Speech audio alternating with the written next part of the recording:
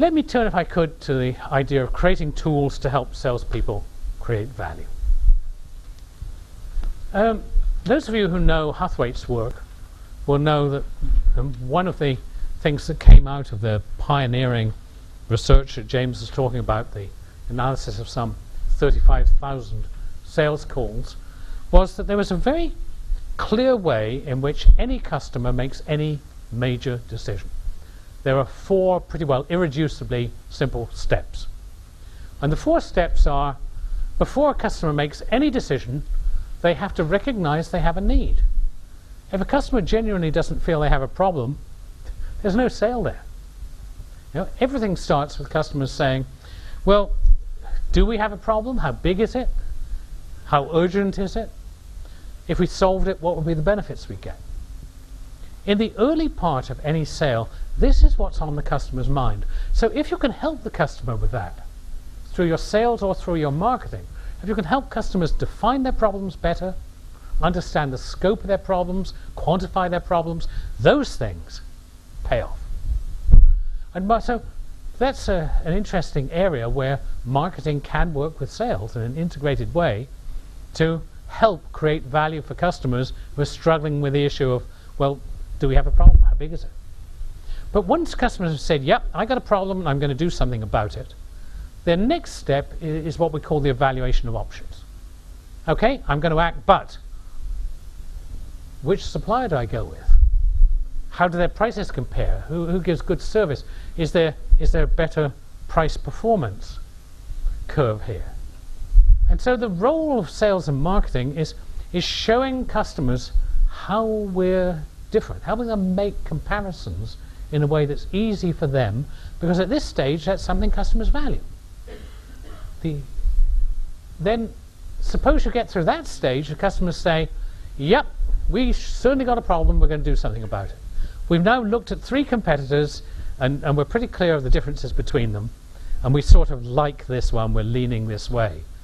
In any large sale, there's also then a risk area, what we call the resolution of concerns. Customers think, oh, what do they screw up?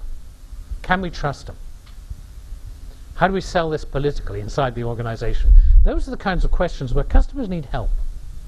And sales and marketing between them, if they're going to create value for the customer at that stage of the process, have to create value with tools to help customers reduce their risk. And of course, finally, customers will negotiate. They're crazy if they don't. It's their last chance to take another bite and squeeze you a bit more in exchange for the business. So there will almost be a negotiation stage. So they'll start pushing you with various terms. And what we're trying to do in sales and marketing is get optimum terms for both us and for the customer that are acceptable and will allow that negotiation to proceed. And then we get the decision.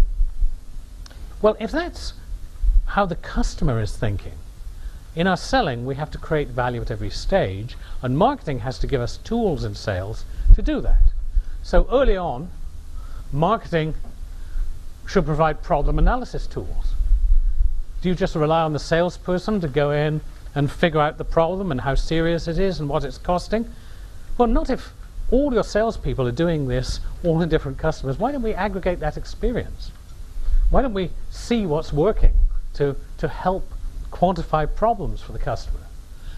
Marketing should provide those tools. Here in the middle of the cycle, what marketing should do is provide simple, clear tools to help the customer see how they approach it, how we approach it.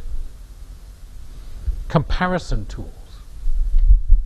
Here, risk reduction tools, because the primary issue of the customer is,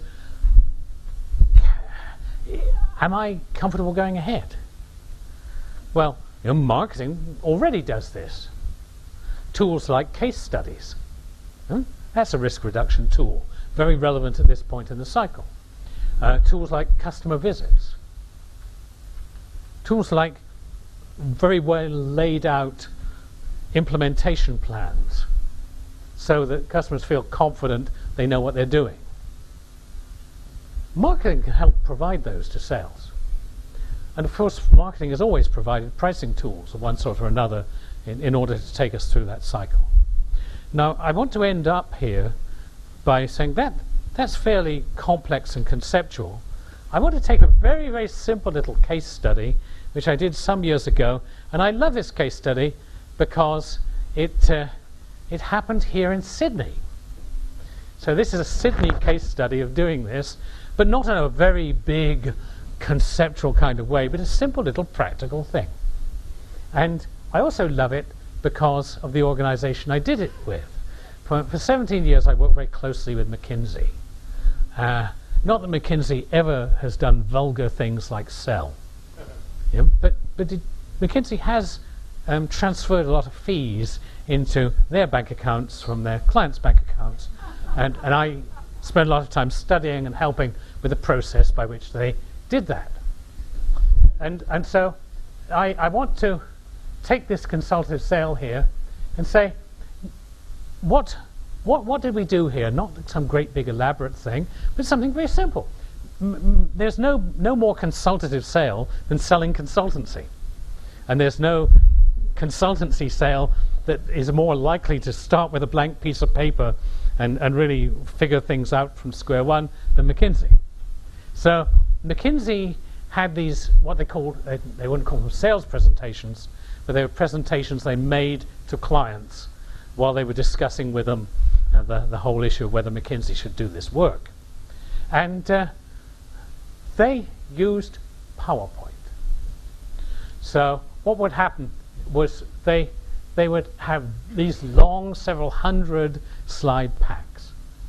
A friend of mine, Jeff Rakes, is going to go to hell, and he will roast there forever, because he, when he was head of sales in Microsoft, found a little company that had a small product called PowerPoint, and he bought it from Microsoft, and he has done unimaginable damage to business ever since. Because in the old days, before PowerPoint, to make a slide was a big effort, so you never made more than you really needed.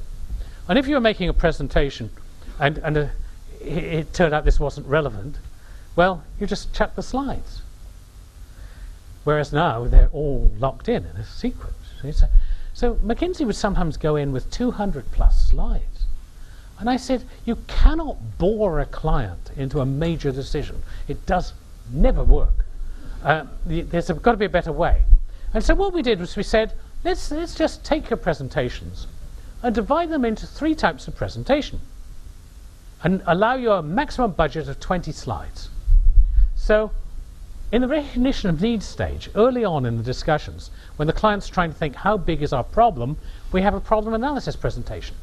Out of those 200 slides, we're selecting not more than 20 that are focused on what matters to the client. What matters to the client is how big is our problem. So let's only put in the... Why would we put in something that shows how the McKinsey approach will be different from the approach of one of the big 4 accounting firms? Actually, the customers don't know they have a problem yet. So all that stuff is irrelevant. When they get into the middle of the cycle, okay, let's pull out the 20 slides which show what's different about the McKinsey approach to issues. But we don't want stuff on the problem, because they know they have the problem. We've analyzed that. We don't want stuff on how we implement, because we've not got there yet. What we need to know is basically what are the fundamental differences between us, because that's what matters to our client. And then we get here, let's have a risk reduction presentation, where what we put in are things that show that if you go with McKinsey, it's a very safe decision. Because that's what's on the client's mind. That's what creates some value. Now, you see, I did that years ago, when we were beginning to play with these thoughts. But what I would say to you is, see, that's not like it's some great big complex mega way of rethinking the sales marketing relationship. It's just simply thinking about our job when we sell is to create value. What we should be doing is thinking about tools to help create value during the sales cycle. Anyone could do that. And I will guarantee you that, especially if you're in a professional services organization, chances are you are killing your clients with the amount of PowerPoint material that you tend to make accessible. So just simple little things like that help.